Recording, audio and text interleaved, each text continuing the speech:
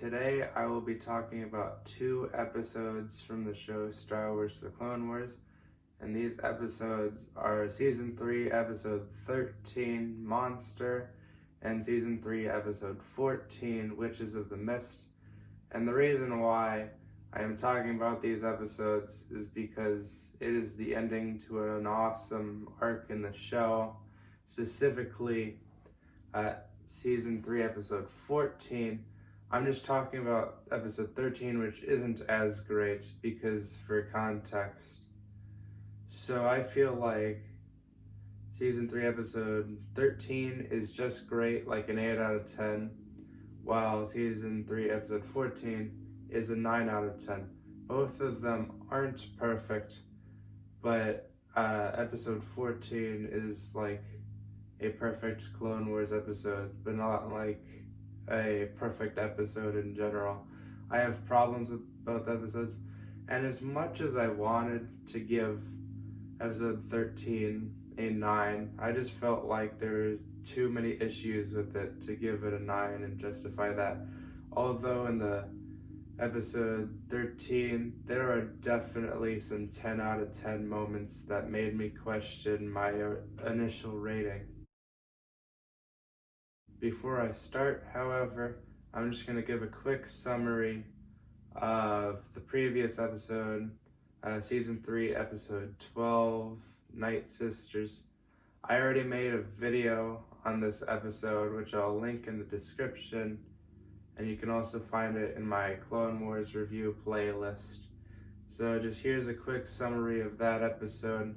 So basically in that episode, Darth Sidious, aka Palpatine, starts to fear Asajj Ventress and wants Count Dooku to kill her so that Asajj Ventress does not kill Palpatine and ruin his plan. So he tries to kill Asajj Ventress but fails, and as revenge, Asajj Ventress sends Night Sisters to Count Dooku's lair and tries to kill him. So that is that episode, and now I'll talk about Episode 13, Monster. I'll first talk about the plot, and then I'll get into some more of my issues with it. So this episode has a pretty interesting premise of the Night Sisters trying to take advantage of Count Dooku by telling Count Dooku that they still have people that he can use. So the bulk of this episode is about a contest between the Night Brothers, and something cool that this episode does at the very start of it is the first Night Brother that is named is Savage Opress, and he is the one that ends up winning. So I thought that was some pretty cool foreshadowing going on. One cool thing about this episode that made me question why I gave it an 8 instead of a 9 is how dark this episode is. This episode is extremely dark, and the first example is when Asajj Ventress chokes a Night Brother that she thinks is too weak to be her pawn. Now the episode gets into the first trial, which is just a simple fight between the Night Brothers and Asajj Ventress. All this does is show Asajj Ventress' skills, but we've already seen her skills before, so it's kind of pointless and kind of fillery. The second trial is my favorite out of all of them. It's the one where Asajj Ventress turns off all of the lights in the room, so the Night Brothers have to fend for themselves in pitch black. That is a really cool concept, and it adds a really cool horror element to the episode that sets it apart from other episodes. Savage Opress isn't all that great of a character, but one thing I do appreciate in this episode is how he is committed to keep his brother alive. That is really cool. The third trial is basically just the first trial with a more interesting environment. They should have come up with better ideas for some of the trials, because this one also kind of feels like filler.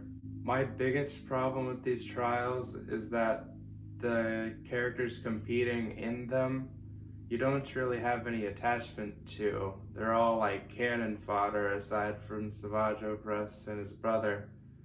So this competition isn't all that interesting because it's pitting people against each other that you've never met before. There's another conflict similar to this later in the show, in the episode called The Box, but the difference between this episode and The Box is that this episode, these characters barely have like any personality or anything to them, so it's harder to get invested in these scenes. Once Savage Opress wins the competition, this ritual scene is really cool and has an awesome tone. It's really dark and awesome, and the imagery is great, and it's just really cool. Where the episode is at its darkest is when Savage Opress is forced to kill his brother. This is really cool, and it represents a shift in his character. He becomes more quiet and a person of few words, although he was kind of already like that before his transformation. But after this, he truly turns into a monster, like the title says. My thoughts on this character in general, maybe I'll get more into depth in a different day, but here's my general thoughts. I guess I kind of like him as a character, but he's not all that good or great of a character, personally. There's barely anything to him. He's a hard character to get attached to. In general, my problems with this episode is the amount of filler and the script. This episode falls victim to its being the middle part of a 3-part act. This episode is less filler than some of the other episodes in the show. However, it still feels like filler. The trial could have been shortened a little bit, and this entire episode probably could have been shortened to like 7 to 10 minutes and be a part of a different episode. However, like, there's a bunch of cool moments in this episode, but like everything in between, it just kind of feels like filler-ish. And the script, it's not super well written in this episode. There are a handful of lines that I didn't really like. However, a good portion of the script is well written, I would say. So that's just my general problems. And this is a great episode, but it's not awesome like the next episode, Season 3, Episode 14. Witches of the Mist is probably in my top 10 favorite episodes of the show. It is very close to being a 10 out of 10 perfect episode in general, but right now I'd give it like a 9.5 or a 9.4, so not quite there yet. There are a few lines that don't exactly work for me, but the rest of the episode is absolutely flawless. This is one of the most three-dimensional episodes in the show, and it's just a really cool and interesting episode. In the previous 2 episodes of this arc, the episodes focused mainly on Asajj Ventress. However, this episode spices it up a little bit by instead focusing on Obi-Wan quite a bit more. This episode switches focus between Obi-Wan and Savage Opress, and they're focused on about 50-50, with Obi-Wan maybe focused on a little bit more, and this entire episode in general feels more like it's from the perspective of the Jedi, which makes it a little bit more interesting than the previous episodes because it provides a new fresh take on the Dathomir story.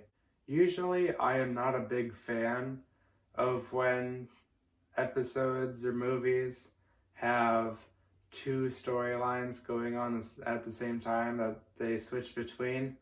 However, this episode handles it extremely well. First of all, it's only like 2 storylines instead of like 3 or 4 or 5,000. So it's a lot easier to manage, and these scenes transition when they need to and at a good pace, and it's easy to keep up with, and it makes sense. And it also shows that these storylines are happening in conjunction with each other and like at the same time. The training sequences at the beginning are far more interesting than the contests in the last episode. There's a lot more going on, and the concepts are more cool. Savage Opress is tested on a lot more cool things in this episode than he was in the last episode. One of the reasons for this episode's three-dimensionality is some of the script. There's a really cool line said by Count Dooku. The task is only impossible because you have deemed it so. You must connect with your hatred. This sets up a really cool theme for Savage Opress's character arc, and it's a cool theme for the Sith for the rest of this show. This episode goes a little bit more in-depth into the Night Brothers than the last episode did, but only just a little bit. So the thing that this episode does is that it portrays this civilization more like warlike than the last episode. The last episode kind of portrayed it more as like just regular people because it was from the Night Sisters' perspective and the Night Brothers' perspective, but this time it's from the Jedi perspective. So I like how it sets it apart, and I also like how it provides a new take on the Night Brothers. This episode has a far better pace than the last episode. It gives each storyline, like part of the plot, it gives each part of the plot time to breathe. However, it doesn't give too much time. It's kept nice and short, but enough to feel meaningful. So, like, for example, the Night Brothers segment is pretty short. It's a pretty short segment of the episode. Well, the last episode was pretty much all of it. So, this episode moves at quite a bit faster pace so we can fit more in it so the plot is more interesting. The scene where Obi-Wan and Anakin show up to the Night Sisters to try and find information is really cool. It is cool because it sets up this dynamic between the characters where like the Jedi are trying to interrogate the Night Sisters, and the Night Sisters have to like lie to them because they are the ones in control of Savage Opress. But in order to keep themselves from being too suspicious, they also have to be like in compliance and tell some of the truth. And this leads to an interesting plot point where the leader ends up telling Obi-Wan and Anakin where Savage Opress is, and this completely throws off the Night Sisters' plan. So now the Night Sisters have to act as fast as possible to kill Count Dooku before the Jedi get to him. This is a really, really cool idea for the story, and it creates a conflict and adds tension, and that's really cool. Although Savage Opress is a pretty shallow character, all of his action scenes are pretty cool and very well choreographed. I like that he was given a double-bladed red lightsaber. That is really cool. And the thing with Savage Opress that makes him better in this episode is there's less of him. There's less of a focus on him in this episode because there's also a large part of it being devoted to a Jedi perspective. So that helps Savage Opress's character quite a bit. He doesn't have to be as fleshed out in this episode in order for this episode to work. So this episode is better because there's a little bit less of him. Obi-Wan and Anakin not even being able to come close to defeating Savage Opress in their first fight really helps Savage Opress as a character. It really helps elevate him as a villain. It's really cool that they did that. Another thing that helps Savage Opress's character a little bit is that he is shown to be ignorant because he fails his mission given to him by Count Dooku by bringing the target dead instead of alive. That starts a really cool conflict in this episode that is one of my favorite scenes in the entire show. You ignorant beast! I told you I wanted him alive! The fight between Asajj Ventress, Savage Opress, and Count Dooku is absolutely spectacular. It is one of the most three-dimensional fights in the entire show and the entirety of Star Wars. And on top of that, there's another element, a fourth-dimensional element, where the Jedi are also involved, trying to chase down Savage Opress and trying to keep Count Dooku from being murdered in a way. So that is really cool. There's a lot going on in this fight. However, it isn't noise. It's a lot going on narratively, and that is really cool. The biggest reason why I would consider this fight to be three-dimensional is because it is primarily a Sith versus Sith conflict. This series had something similar with it in Brain Invaders, kind of, where it was Jedi versus Jedi in a way. So these conflicts that are like civil wars almost, these are my favorite conflicts in the show because a lot of Star Wars is built on Jedi versus Sith, and when that is done so many times, it gets a little boring, and good versus evil is a little shallow. So it's really cool that this is being done because it separates it from the rest of the episodes. It makes it really unique, and it has a really cool conflict that is better than just good versus evil. And then there's a fifth dimension element to it. This fight somehow gets even crazier. Basically, Asajj Ventress starts to doubt Savage Opress when they start to lose against Count Dooku, and this makes Savage Opress so angry that he turns on Asajj Ventress, and then it becomes like a battle royale. It's a 1v1v1. That is really cool. And when you add Anakin and Obi-Wan, it's 2v1v1v1. That is a really cool element to this fight that makes it one of the most unique fights in like media history, probably, like in general, in like history of everything, really. That is really cool. This episode gets so crazy and so creative with its fight. It's insane. This episode then splits the fight into two fronts. One front is Obi-Wan and Anakin versus Savage Opress, and the other front is Count Dooku versus Asajj Ventress. I don't view this as a detriment to the fight. In fact, it elevates it a little bit because it adds something new to the fight. It would have been cool if the entire fight stayed the way it was earlier with 1v1v1. However, this is a really cool way to extend the fight without it feeling drawn out. A really cool element that is towards the end of this fight is when Count Dooku orders the droids to join in, and I find it really cool how Count Dooku sets his priorities above the Jedi and targets Savage Opress instead. So I found it really cool how the droids ignore the Jedi for a couple of seconds. That was really, really cool. Lastly, this episode sets up the plot with Darth Maul extremely well. And that is pretty much all for the plot of this episode. My only problem with it is that some of the lines by Anakin don't feel all that well written. Aside from that, this episode is absolutely flawless. I love this episode so much. Similarly to what I did in the last episode, I just want to highlight some of the cinematography in this episode. For example, in these two shots, there's some pretty cool Western influence.